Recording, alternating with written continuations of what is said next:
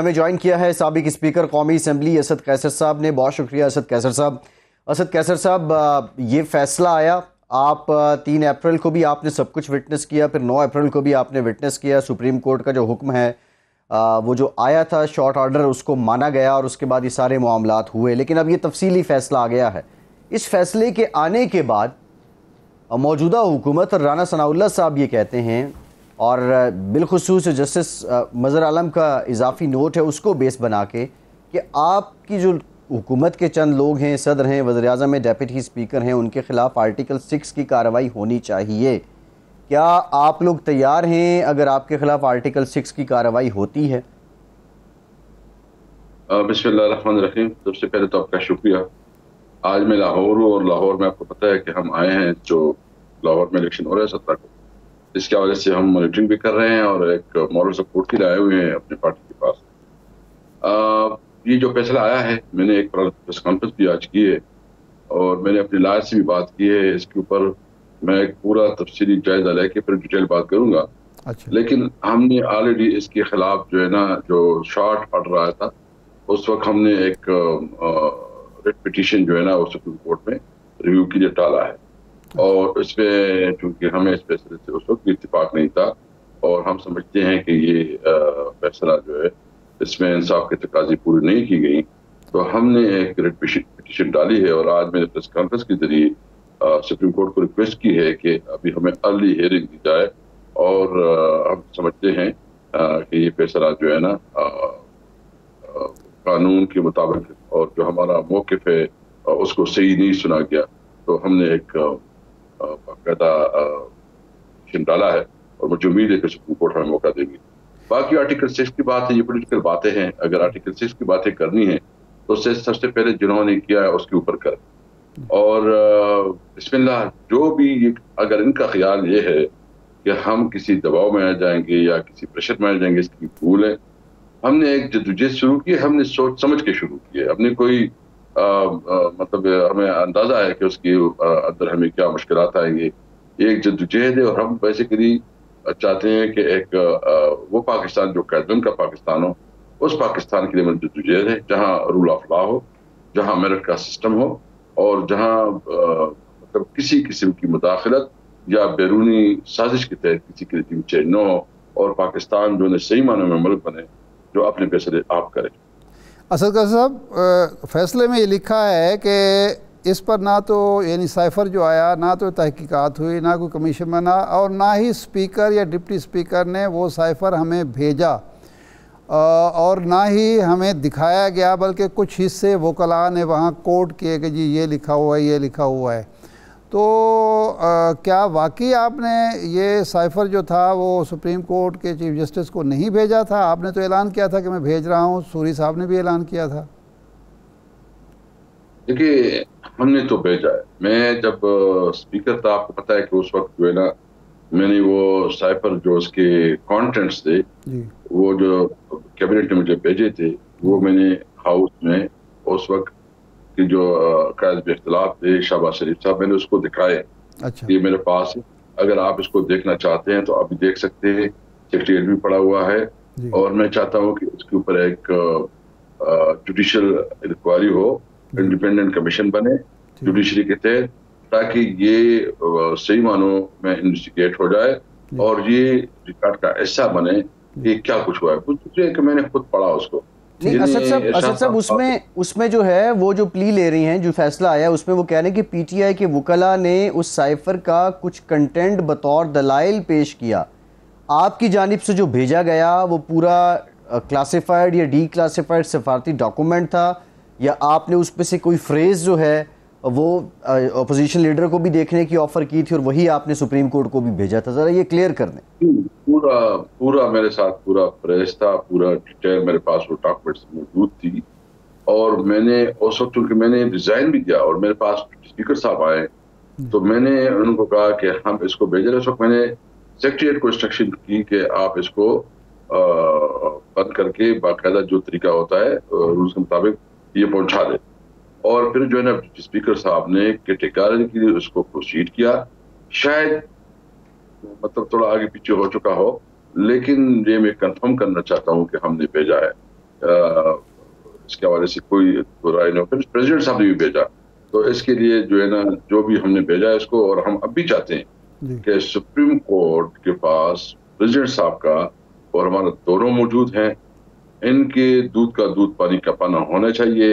ایک اعلیٰ عدالتی کمیشن بننا چاہیے, اس کی انویسٹیگیشن ہونی چاہیے تاکہ قوم کے سامنے حقائق سامنے آئے. صحیح. اچھا اسد کا صاحب, یہ بھی ہے فیصلے میں کہ جی یہ آپ نے جو کام کیا یا سوری صاحب نے کام کیا کہ اس کو معاملے کو ایک آئینی جو عدم اعتماد کا معاملہ تھا اس کو لٹکایا, غیر آئینی کام کیا, غیر قانونی کام کیا, تو آپ کو یہ غیر آئینی غیر قانونی کام صرف اس لیے کرنا پڑا کہ آپ اپنی پارٹی کی وفاداری نبھا رہے تھے اور آئین اور قانون اور جو پارلیمانی تقاضے پورے نہیں کر رہے تھے؟ دیکھیں اس آرٹیکل جو کنسٹیٹیوشن میں اس میں آرٹیکل 5 بھی آتا ہے اور اس میں آرٹیکل 69 بھی آتا ہے. ٹھیک. اور میں نے جو کچھ کیا ہے میں نے اپنی سوچ سمجھ کے مطابق قانون کے اندر رہتے ہوئے کام کیا. صحیح. 69 میں تو آپ کو پتا ہے کہ جوڈیشری کا یہ اختیار ہی نہیں ہے کہ وہ پارلیمنٹ کے اندر جو ہے نا جو پروسیڈنگ ہو اس کا جو ہے نا سو ووٹ ہو لے. سب سے پہلے تو یہ انکنسٹیٹیوشن ہوا ہے. اچھا. یہ بالکل کلیئر ہے. اگر وہ آرٹیکل 69 آپ پڑھ لیں, اس میں تو کیٹیگریکلی لکھا ہوا ہے کہ جوڈیشری پارلیمانی پروسیڈنگ میں کوئی عمل دخل نہیں کر سکتا. اور اس پہ ہمارے وکلاء نے کافی دلائل دی کہ یہ آگ کا دریا ہے کورٹ کے لیے. اگر یہ فیصلہ کرے گا تو خود یہ اس پوزیشن پہ پہنچیں گے جو کہ ادروائز کہا جاتا ہے. بہرحال ہم نے ریویو پٹیشن ڈالی ہے اور ہم جو اس میں جو فیصلے میں جہاں ابہام ہے, جہاں فیصلے میں ہم سمجھتے ہیں کہ یہ صحیح نہیں ہے اور فیصلے میں جو ہے کوئی لیکوناز ہے, اس کو ختم کرنے کے لیے ہم نے پٹیشن ڈالی ہے اور مجھے امید ہے کہ سپریم کورٹ ہمیں عدلی ہیرن دے گی. رانا ثناء اللہ صاحب کہتے ہیں کہ کل ہم کیبنٹ میٹنگ بلا رہے ہیں جس میں یہ معاملہ رکھیں گے, کیونکہ آپ عدالتی فیصلہ ہمیں سپورٹ کر رہے ہیں کہ آپ کے خلاف اور صدر صاحب کے خلاف اور جناب وزیر اعظم اس وقت کے وزیر اعظم جناب عمران خان کے خلاف آرٹیکل 6 لگائیں اور عمران خان کو گرفتار بھی کرے. اگر کابینہ نے اجازت دی تو میں گرفتار بھی کر لوں گا.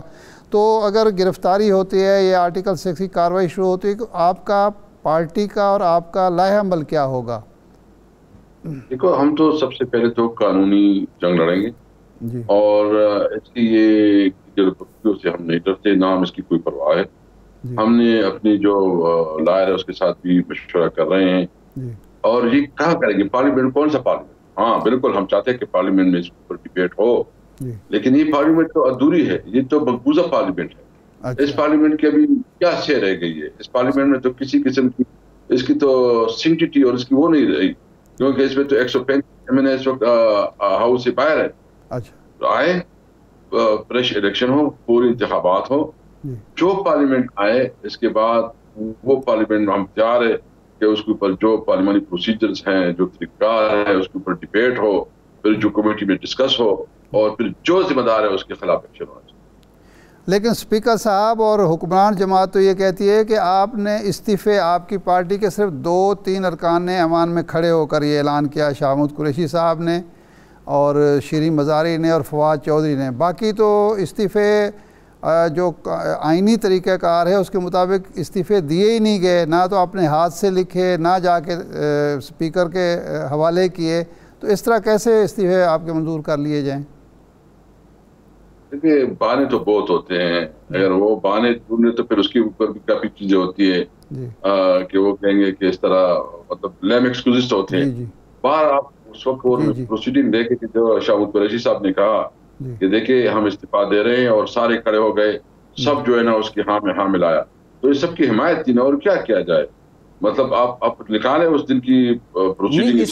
اسد صاحب اس میں کیا قانون؟ دیکھیں 2014 میں جب آپ نے استعفے دیے تو اس وقت جاوید ہاشمی صاحب انہوں نے اعلان کیا تھا اور ان کا استعفیٰ قبول بھی ہو گیا تھا, باقی آپ لوگ واپس بھی آ گئے تھے.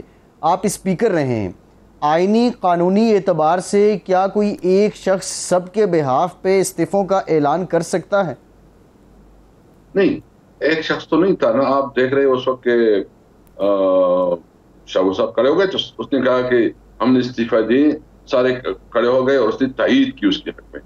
یعنی وہ تو کوئی میرے خیال میں اگر اچھا ہو کہ وہ آپ ڈیبیٹ نکالے اور اس کو دیکھے تو جو قانونی تقاضے ہیں وہ پوری ہو چکی. ہاں اس کی اگر کوئی پولیٹیکل مجبوریاں ہیں اور وہ سمجھتے ہیں کہ اس پارلیمنٹ کو آگے کھینچنا ہے, یعنی مجھے بتاؤ یہ کیا پارلیمنٹ ہو گیا؟ راجہ ریاض جو ہے نا اپوزیشن لیڈر ہے, مطلب کوئی شرم ہوتی ہے, کوئی حیا ہوتی ہے. وہ پارلیمانی پارٹی کا وہ اپوزیشن لیڈر ہے, اور جو اس وقت کے پرائم منسٹر ہے شہباز شریف صاحب, اس کے لیے ٹیکس بھی بجاتے ہیں. تو مطلب یہ کھلا مذاق ہے, یہ ڈرامہ ہے, یہ ملک اس طرح نہیں چلتے. اس وقت تو آپ دیکھ رہے ہیں کہ جو اس کے خلاف نفرت عواموں کے دل میں پھنس گئی ہے, جس طرح عمران خان کی جو جلسے ہو رہے ہیں. 2018 میں راجہ ریاض کو ٹکٹ دیتے وقت اس بات کو نہیں سوچا گیا کہ یہ کیا لیڈر ہے راجہ ریاض, یہ کیا الیکشن لڑے گا ہماری ٹکٹ سے؟ دیکھو وہ تو ٹھیک ہے, ایک تو ایم این اے کے طور پر تو وہ رہا, لیکن جس کی کت کاٹ آپ اس کو اپوزیشن لیڈر بنائیں. ایک لوٹا جس نے اپنی ضمیر بیچ کے چند ٹکوں کے خاطر, کچھ پوزیشن کے خاطر اپنی ضمیر بیچا,